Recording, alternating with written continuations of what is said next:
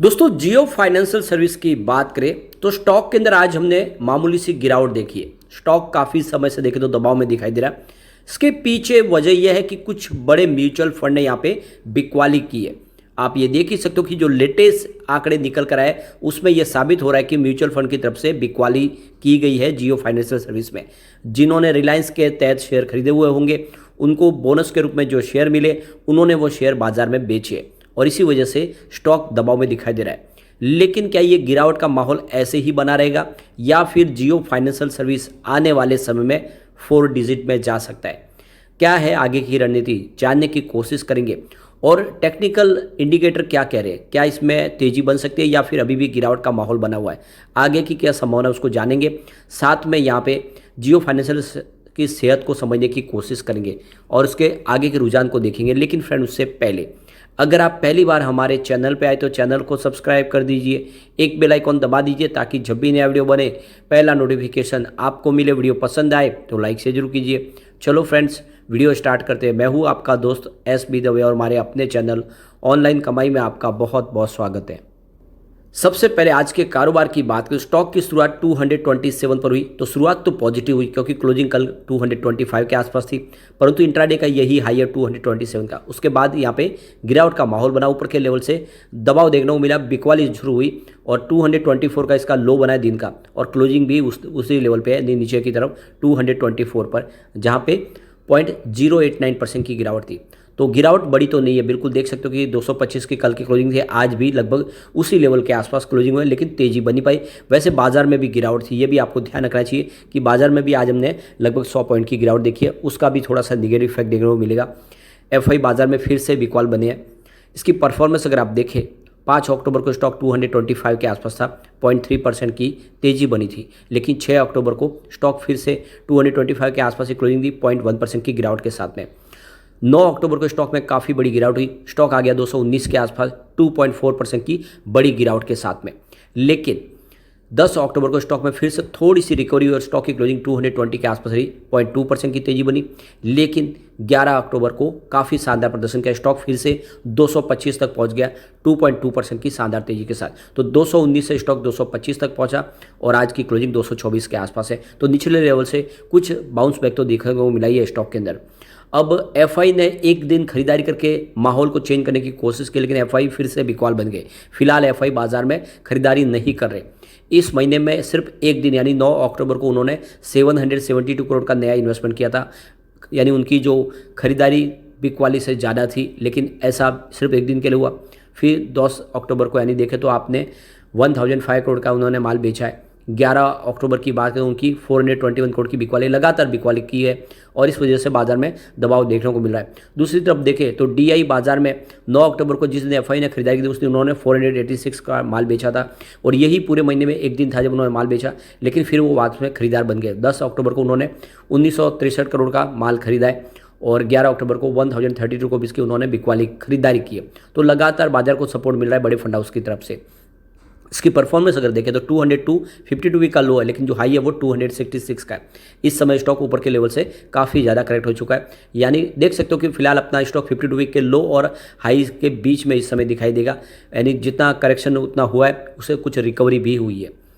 अब यहाँ पे जो लेटेस्ट आंकड़े निकल कर आए जियो फाइनेंशियल सर्विस में शेयर होल्डर के पैटर्न में देखें तो म्यूचुअल फंड की होल्डिंग कम होती हुई आपको दिखाई देगी और जहां पे म्यूचुअल फंड ने जम के खरीदारी किया वो है रिलायंस इंडस्ट्रीज, जिसमें काफ़ी बड़ा उन्होंने इन्वेस्टमेंट किया, करीब 1.18 करोड़ के शेयर खरीदे रिलायंस इंडस्ट्रीज के अंदर।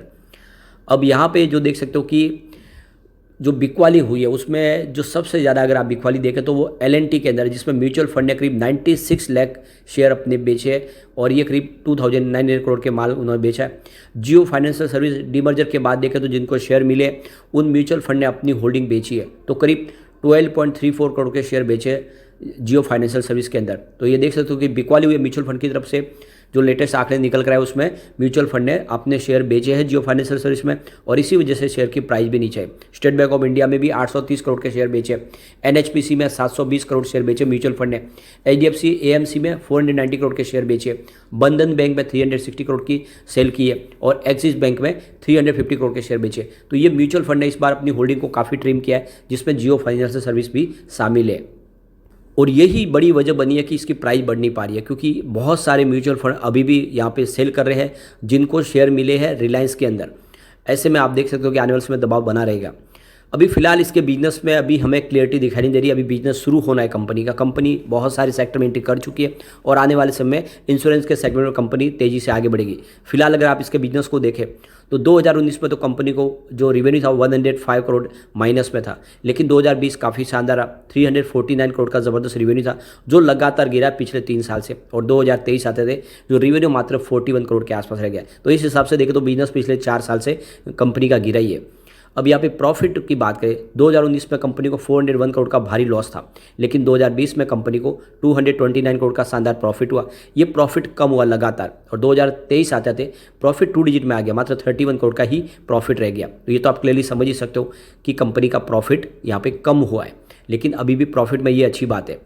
यहाँ पे ईपीएस देखें तो ईपीएस में भी जहाँ पे 1988 रुपीज़ माइनस में था, 2020 में वही 1138 रुपीज़ प्लस में आ गया ईपीएस, लेकिन इस बार 60.46 रुपीज़ पर शेयर यानी ईपीएस का ये आपको दिखाई देगा।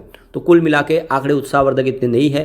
पिछले 3-4 साल से बिजनेस थोड़ा सा जरूर कम हुआ है, लेकिन आने वाले समय फ्यूचर प्लान बहुत मजबूत है। कंपनी ऑलमोस्ट डेट फ्री है, रिलायंस का साथ है, तो आप समझ ही सकते हो कि यह धमाका कर सकता है।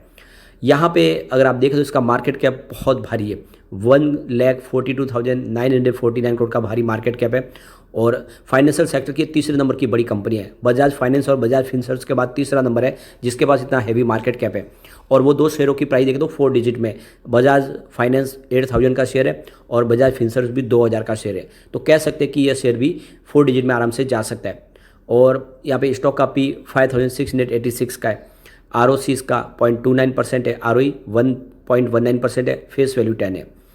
यहाँ पे इसके लिए कुछ प्लस पॉइंट और कुछ माइनस पॉइंट अगर आप देखें तो जो पहला इसका निगेटिव पॉइंट है वो है स्टॉक की प्राइस जिसमें 0.22% की गिरावट हुई है। अब यहाँ पे दूसरा जो पॉइंट है वो पॉजिटिव और वो है डेट टू इक्विटी रेशियो 0.01 के आसपास है।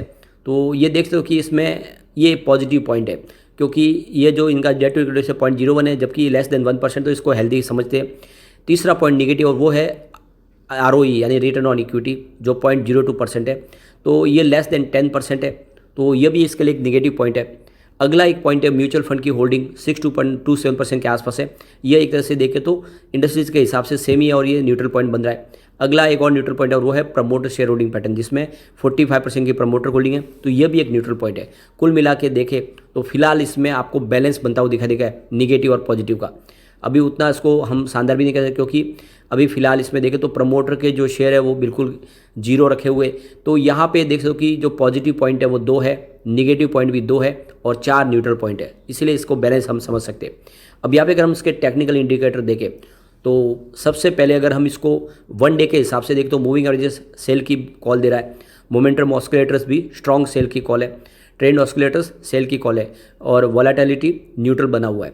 अगर हम इसको वीक के हिसाब से देखें तो मूविंग एवरेजेस बाय की कॉल है, मोमेंटम ऑस्किलेटर्स बाय की कॉल है, ट्रेंड ऑस्किलेटर्स भी बाय की कॉल दे रहा है और वॉलेटिलिटी स्ट्रॉन्ग बाय की कॉल, यानी 1 वीक के हिसाब से यहाँ पे तेजी बनती हुई दिखाई दे रही है बिल्कुल।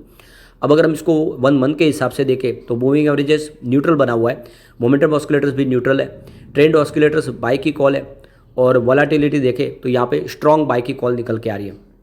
तो कुल मिला के 1 मंथ के हिसाब से भी सिग्नल ठीक दिख रहे, यानी आने वाले समय में जियो फाइनेंशियल शेयर में तेजी की संभावना बन सकती है। तो ऐसे में अगर आप लॉन्ग टर्म इन्वेस्टर है तो ये अच्छा मौका है, खरीदारी करें। शॉर्ट टर्म इन्वेस्टर वेट करें, बाजार में अभी थोड़ा और दबाव दिखाई दे रहा है, अभी एफआई बाजार में बिकवाली कर रहे हैं, ऐसे में हो सकता है इसमें कुछ गिरावट हो। आप लॉन्ग टर्म इन्वेस्टर तो बिना डरे इस समय निवेश करें, ये एक लंबी रेस का घोड़ा है, आने वाले समय आराम से 4 डिजिट में जा सकता है, यानी 2000 का टारगेट ये दिखा सकता है अगर आप इसको 5 से 10 साल के लिए होल्ड कर लेते हैं। लेकिन फ्रेंड कोई भी इन्वेस्टमेंट करने से पहले अपने फाइनेंशियल एडवाइजर से बड़े ले ले या अपना खुद का रिसर्च करें, क्योंकि मैंने वीडियो आपके एजुकेशनल पर्पज़ के लिए ही बनाया। वीडियो पसंद आए तो लाइक से जरूर कीजिए और चैनल को सब्सक्राइब कर दीजिए। Thank you friend.